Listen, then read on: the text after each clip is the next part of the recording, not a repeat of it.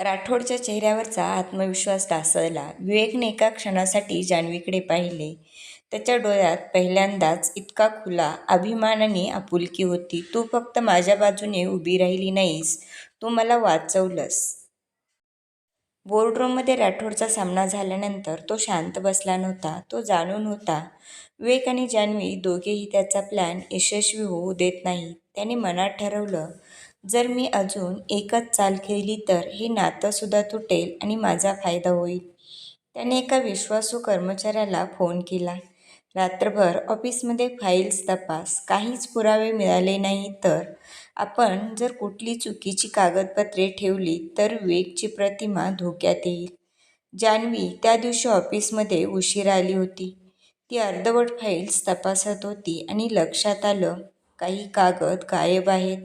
काही चुकीच्या ठिकाणी ठेवले गेले आहेत. तिला समजलं, काहीतरी गडबड झाली आहे. तिने त्वरित विवेकला फोन केला.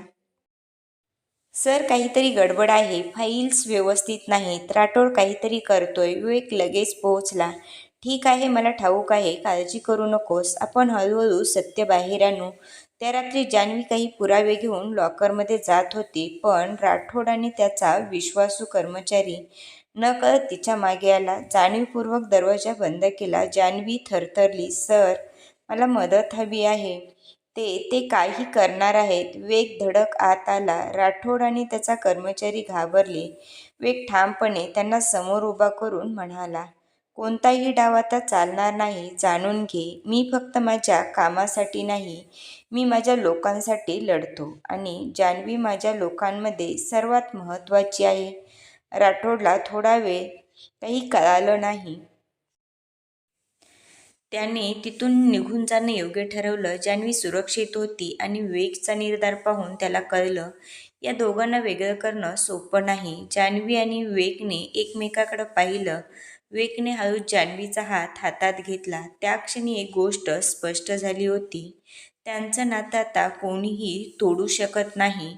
राठोडच्या कटाचं सत्य सर्वांसमोर आल्यानंतर ऑफिसमध्ये हळूहळू शांतता पसरली. जान्हवी आणि विवेक आता फक्त कामावरच नव्हे तर एकमेकावर पूर्ण विश्वास ठेवून राहू लागले. ऑफिसच्या कॉरिडॉरमध्ये लोक त्यांच्या नव्या आत्मविश्वासाचा आदर करू लागले.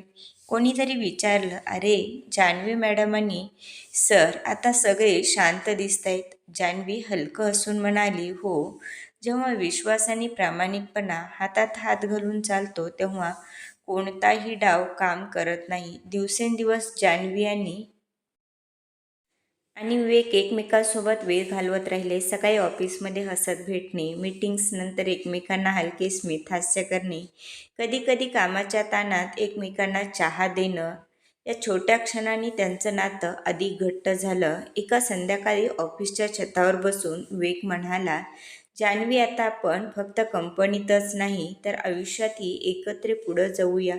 कष्ट, संघर्ष, आव्हाने, आपण सगळं एकत्र सामोरे जाऊ." जान्हवीने डोळे मिटले आणि हळूच हसली. "हो सर, फक्त आपण बरोबर असेल तेच पुरेसे आहे."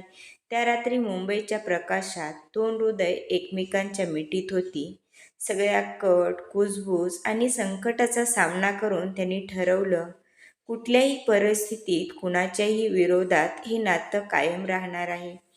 त्यांच्यासाठी आता फक्त एक गोष्ट उरली होती, एकत्र आयुष्याची सुंदर गाथा लिहिण्याची. आता देशमुख ग्रुपमध्ये वातावरण हलकं आणि सकारात्मक झालं होतं. जान्हवी आणि विवेक आता एकमेकावर पूर्ण विश्वास ठेवून काम करत होते. कर्मचारीही त्यांना आदराने पाहू लागले. कोणीतरी हसत विचारलं, "सर आणि मॅडम, तुम्ही इतके मजबूत आहात, कुणाचाही डाव आपल्यावर काम करत नाही."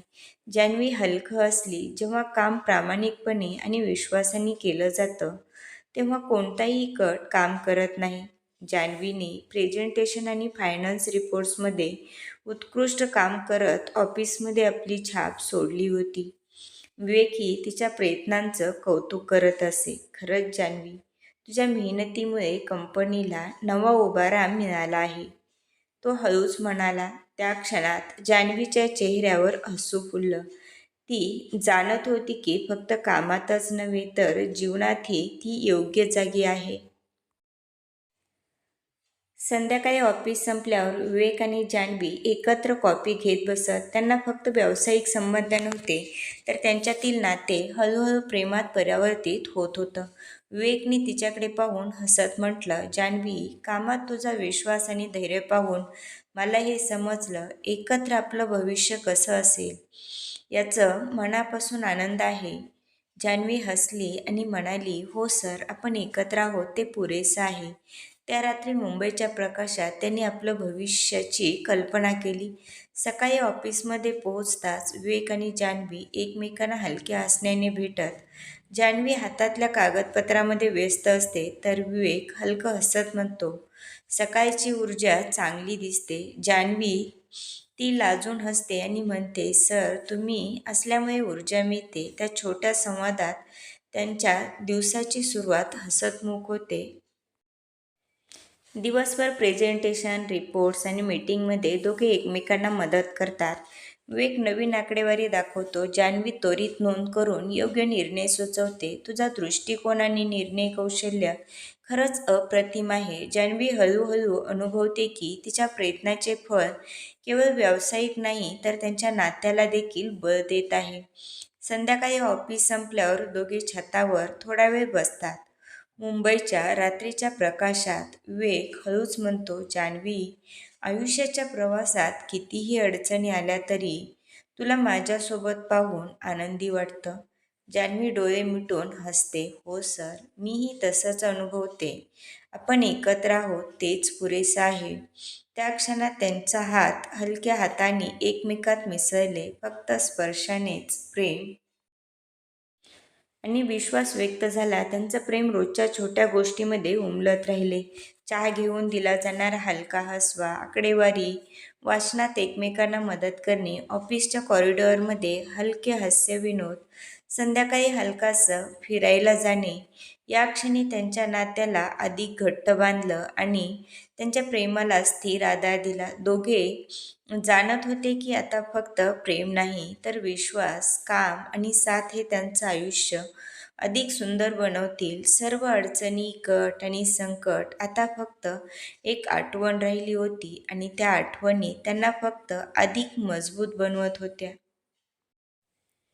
कंपनीत सगळं नियंत्रण विवेकच्या हाती परत आलं. जान्हवी आणि विवेक आता फक्त सहकारी नव्हते, ते एकमेकांचे आधार, विश्वास आणि प्रेमाचं प्रतीक बनले. ऑफिसमध्ये सर्व कर्मचारी आता त्यांच्या जोडीचा आदर करत होते. कोणीतरी हसत म्हणाले, सर आणि मॅडम, तुम्ही दोघे फक्त व्यवसायातच नाही, तर नात्यातही एक आदर्श दाखवत आहात.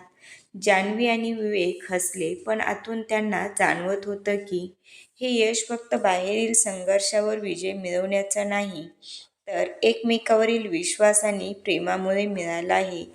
सकाळी कॉफीवर हसतमुख भेटणे, ऑफिसमधल्या कामात एकमेकांना साथ देणे, संध्याकाळी शहराच्या प्रकाशात एकत्र फिरणे, हे साधे क्षण त्यांच्या आयुष्यातील सर्वात सुंदर होते. विवेक म्हणाला, जान्हवी, आयुष्य कितीही कठीण असले, आपण एकत्र आहोत आणि हेच सर्वात मोठं यश आहे. जान्हवी हसली, हो सर, आपण बरोबर असल्यामुळे प्रत्येक संघर्ष आणि प्रत्येक विजय अर्थपूर्ण आहे. चांदण्याच्या प्रकाशात ते दोघे एकमेकांच्या डोळ्यात हरवले होते. दोघांच्या डोळ्यात प्रेम, विश्वास आणि निर्धार चमकत होता. कंपनीतल्या संकटातून ते बाहेर आले, कट कारस्थानाचे वादळ पार केले आणि आयुष्यातील प्रत्येक अडथळा एकमेकाच्या साह्याने पार केला. त्यांचा शेवट साधा पण शक्तिशाली होता. प्रेम, विश्वास आणि मेहनत यांचे संगम. आणि या संगमातूनच त्यांच्या जीवनाचे एक सुंदर, स्थिर आणि आनंदी पर्व सुरू झाले. धन्यवाद. जर व्हिडिओ आवडला तर व्हिडिओला लाईक करा, सबस्क्राईब करा आणि बाजूचे बेल आयकॉन प्रेस करा, म्हणजे नवीन व्हिडिओ टाकला की सर्वप्रथम तुम्हाला नोटिफिकेशन मिळेल. भेटूया पुन्हा नवीन